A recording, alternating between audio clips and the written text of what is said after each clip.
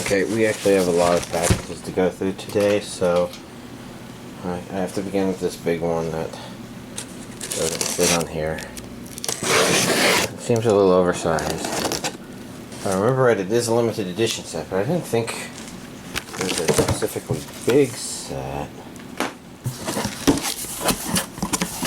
Actually, that's pretty big. Oh. Well, that would be why this is in a really big box then. Okay, nothing else in here. Sorry, let's turn this up so y'all can ooh and ah over it while I take the next big package. Another one I have to be careful of because this is one of those things full of white shit. Hold on. Somewhere here there's the thing to pull. It's right here. Oh, cool. I pulled it off. I don't mean I succeeded. I mean I literally pulled it off because it's just wrong. Okay, now I don't think there's any white shit up here, so...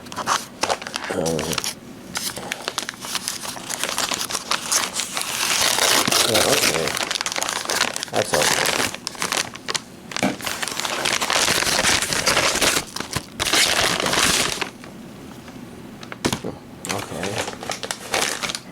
Shit over there. Then I don't know. We got a couple onesie twosies. This is actually going to be a pretty big mistake. This one is, hold on. This is warning. This is a hentai. I guess that's okay. She's not wearing much, but she's wearing more than I've had on other anime covers. There may be a Blu-ray version hiding among these packages. I have three more, including this one, to open. So let's see. And let's go up here. We got another one, literally a one.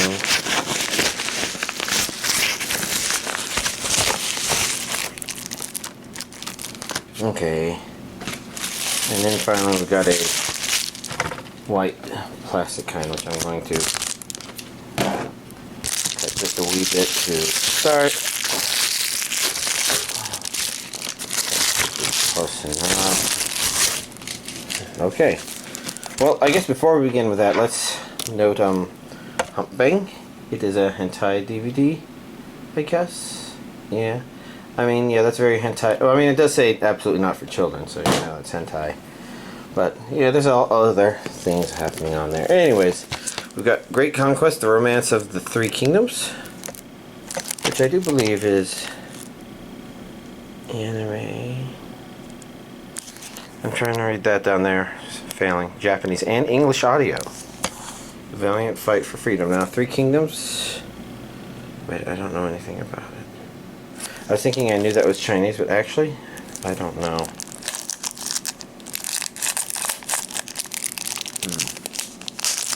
Oh well, whatever. Who released it? You can tell it's not the usual suspects because they've all learned to stop putting that on their crap. I say that, but that's Discotheque and Eastern Star. So never mind. They didn't learn not to do that.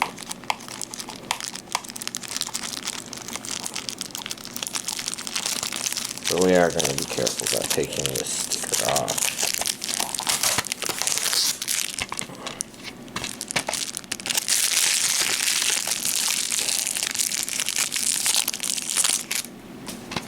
Okay, and now looking at the inside, we have a loose plastic material. You know, let's take a look at the picture of the Three Kingdoms War. And there's a disc 1. There's a disc 2, Great Conquest.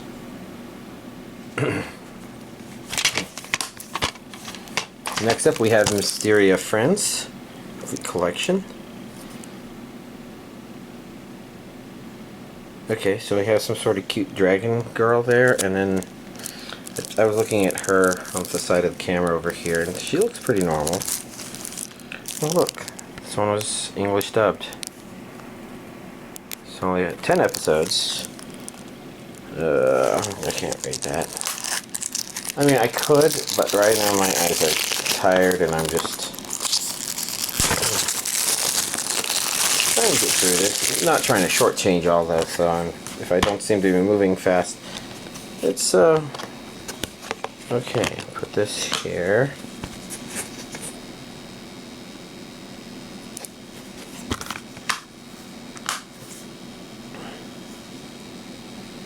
I mean, I think that's right. It's on one disc. That says 150 minutes. For 10 episodes, that's 15 minutes an episode, so they're not quite as long as your normal one.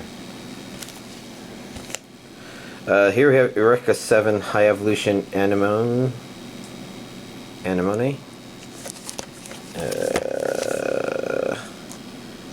She's humanity's last hope. I think I remember reading that tagline somewhere in relation to this, but I'm not going to read too much more deeply. I am going to say, oh look, regions A and B, so it could be imported. There's English dub, and I see this is bent a little bit, but oh dear. So another one of these cool things. Now I kind of want to open this up and take a peek. I know I'm usually lazy and I don't. Whoop. But now I'm kind of curious. What do I have? What did I get? Man, this is some annoying tape. I kind of need to pull on this thing, but it makes me need to have grip that I don't want to have while pulling on this thing. So there's a good chance I'm not going to seal this back up. I'm going to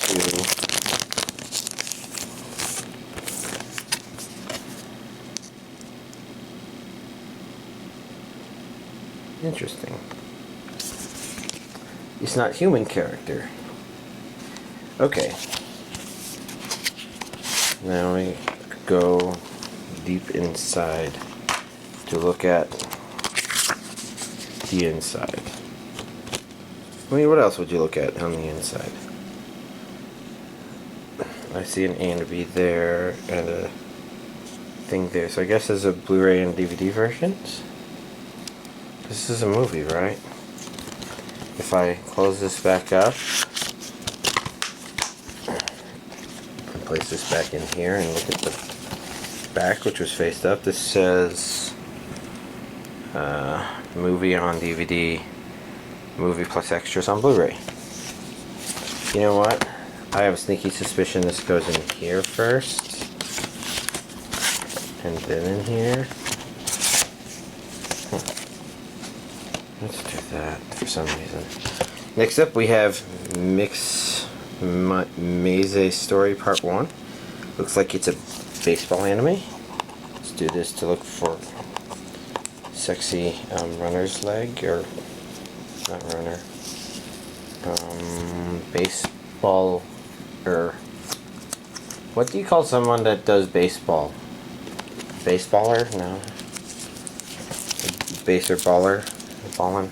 I see a region A. I see an English dub from the studio behind Pokemon and Yokai Watch. So this may be a little bit more of a young man's story, a shonen.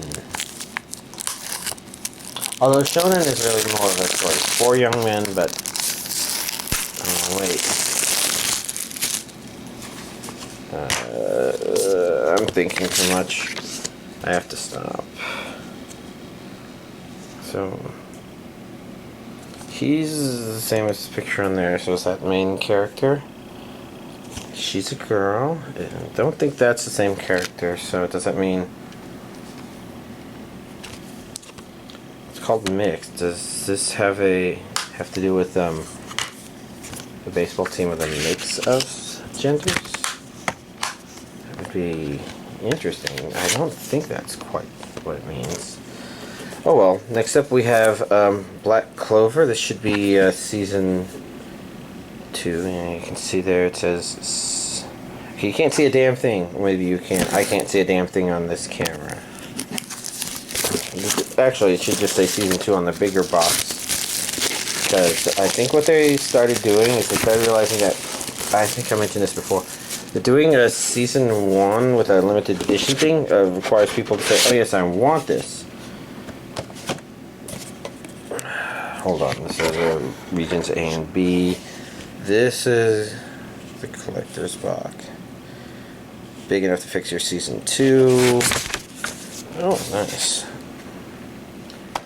That's actually some pretty cool art. I mean, this one's neat.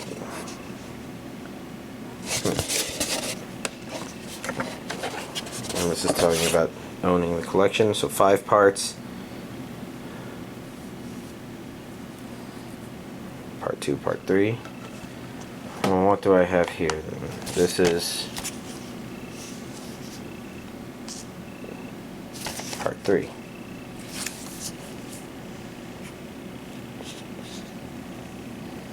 Yeah, that says Part 3. Okay. So I must have a Part 1 and a Part 2 somewhere around here. Probably in my pile of stuff that I haven't ripped. We got a region A and B, we've got an English dub, we've got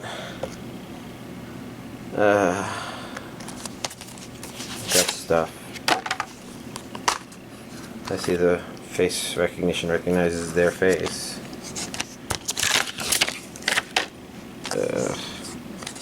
Gravestone, Season 2. This is Blu-ray 1, Blu-ray 2, DVD 1, DVD 2? That's a person. They don't seem very normal of the living type.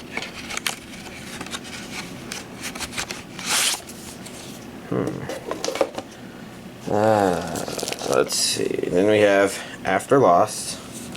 Let's see if we can get some sexy hand in pocket. I don't know. That arm just keeps going down and down and down. Okay, I'm looking at the curves there, because without that, I would say there's a possibility this could be a guy. Or maybe that's not out of the question. The end times are just the beginning. Huh. Okay, that's interesting. Regions A and B, English dub. This is a Blu-ray of 12 episodes on 2 discs. Is this a complete? This says it's a complete there. Afterlost. So yeah, that's post-apocalyptic, something or the other.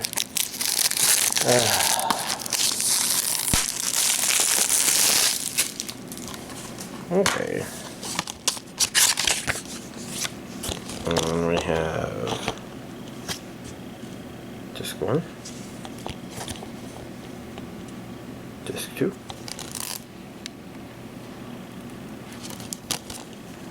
and shadowy drawing versions of them.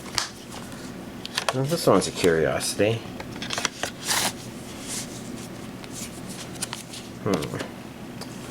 And last but not least, we have this Food Wars 3rd plate limited edition, which unfortunately I don't have the limited editions of the previous ones, but I'll be honest, I wasn't really thinking.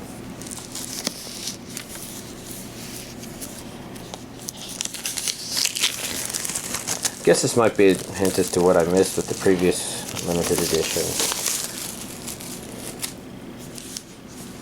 All I know is I'm still not quite sure how this opens yet. I think, therefore I am. Because I see a lot of possible ways it could open. But so far, all I know is that I know nothing. Okay. It opens like that. I'm gonna have to move these aside because I need the keyboard prevents me from going up that way. Jesus, this is harder to open than the Harry Potter set. Okay, I'm gonna go to the side here. I am curious what's in these because this is where all the extras appear to be. We have a cloth. Oh, if I want to take them out. Man, it smells like the Harry Potter set too. We've got a badge and a button. Okay. What's catching on what? What's preventing me from just closing it? I still don't know. Over here, we have a book of some sort. Just a notebook, completely empty.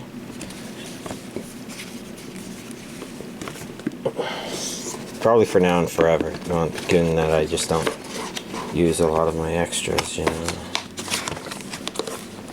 And then last but not least, here we have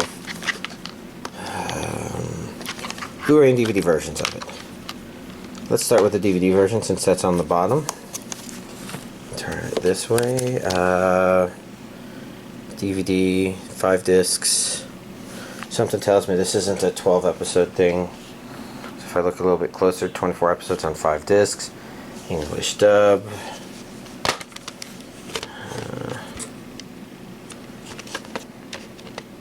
She's upside down, but you know what? All I know is see the main character and my favorite support character. Although I can't remember any of their names. And then next up we have the loose Blu-ray version. 3 discs. Region A.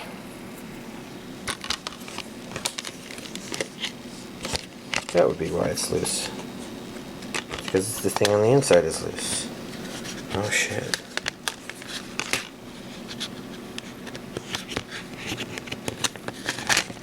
There, that's better. Disc 1. Disc 2. Disc 3.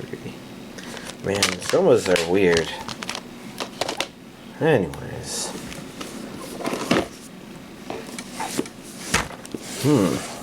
Alright. Let's grab the rest of these, and this one's kind of weird, so we'll do this. And here's this week's anime DVD collection update. So I continued a little bit with Fruits Basket Season 1 Part 2. I'm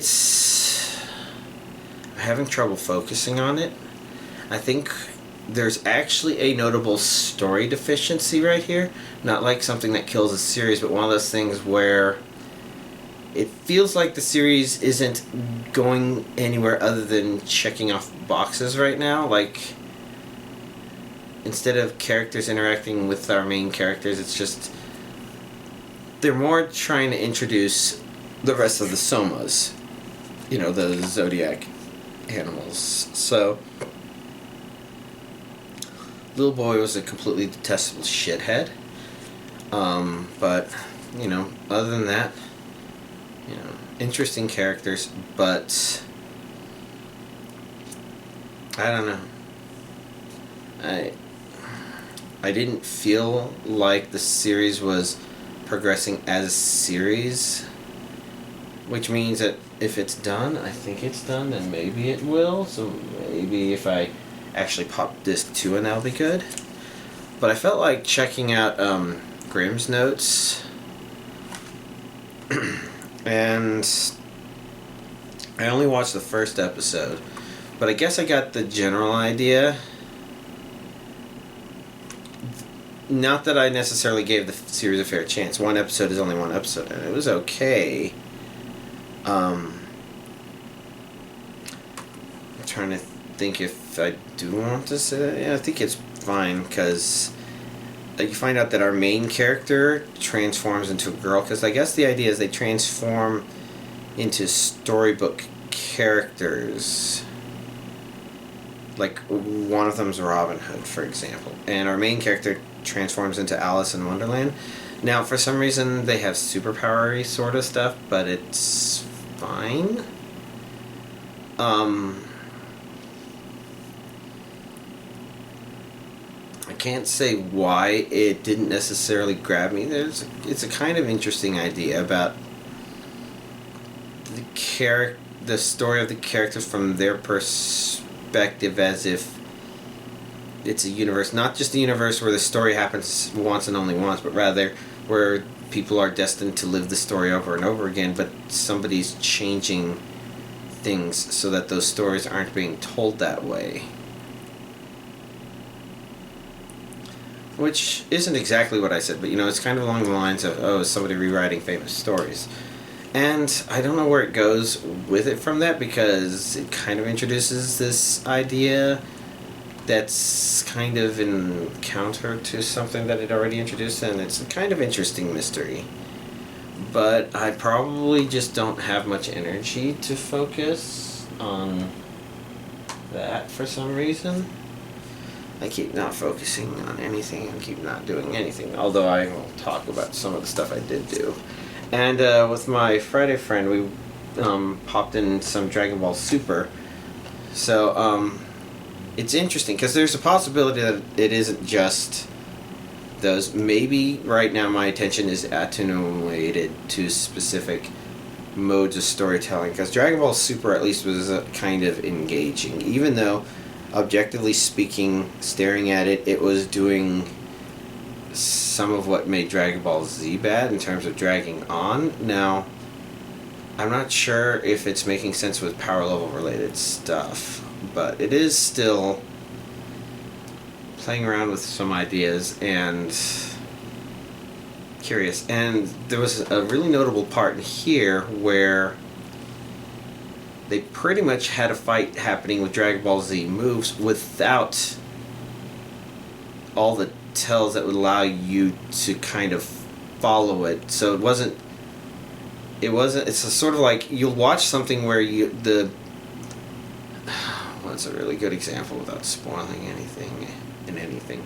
I don't know, sometimes you'll watch a fight and you'll have the characters fighting and there will be these little things they have to do, where they have to play a certain sound effect and say a certain thing so that we, the audience, know what they're doing. But in theory, they're probably doing it a lot faster, without pause.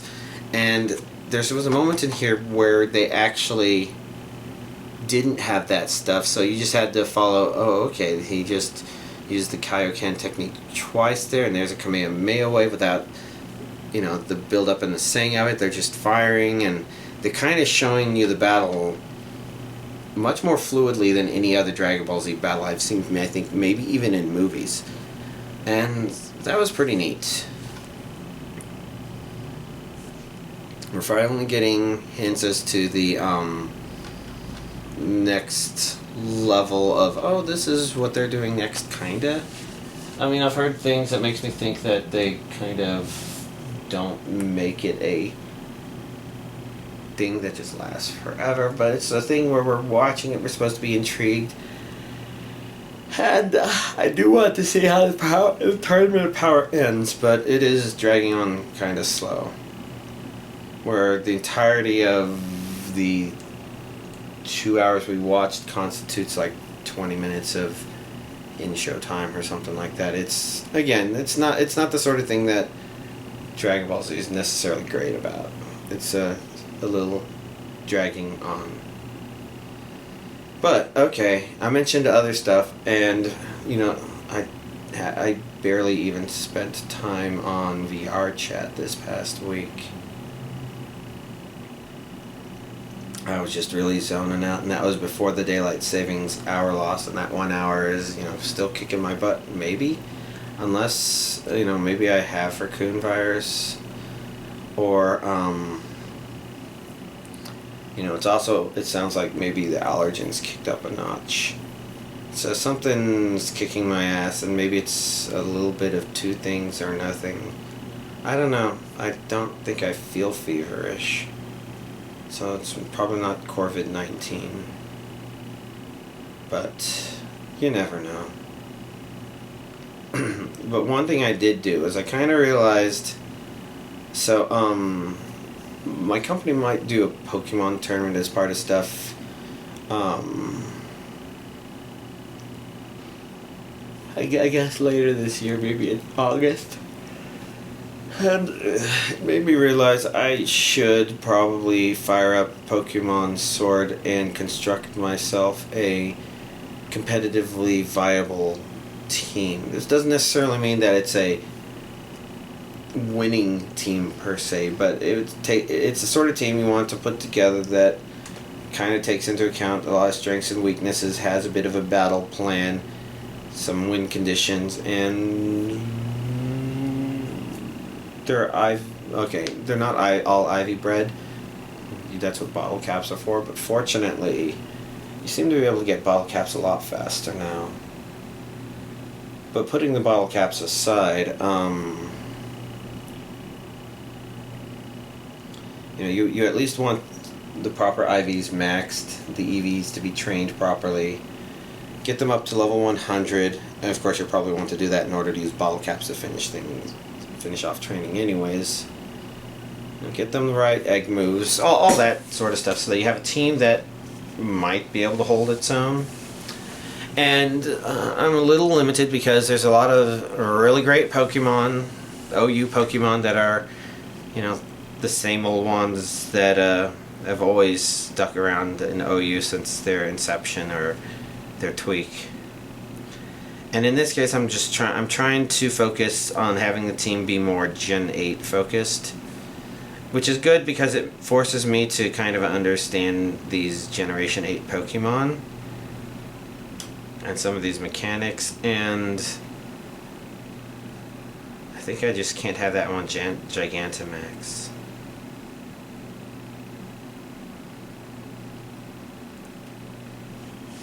Yeah, but putting that aside,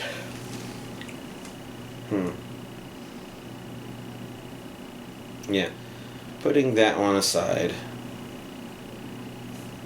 what can I say other than, I don't know.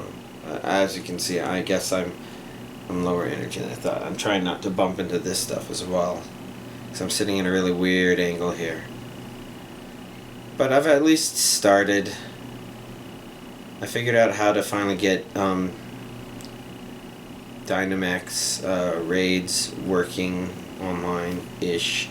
It is hacky to get it working. Nintendo had a good idea, but their execution is very lackluster.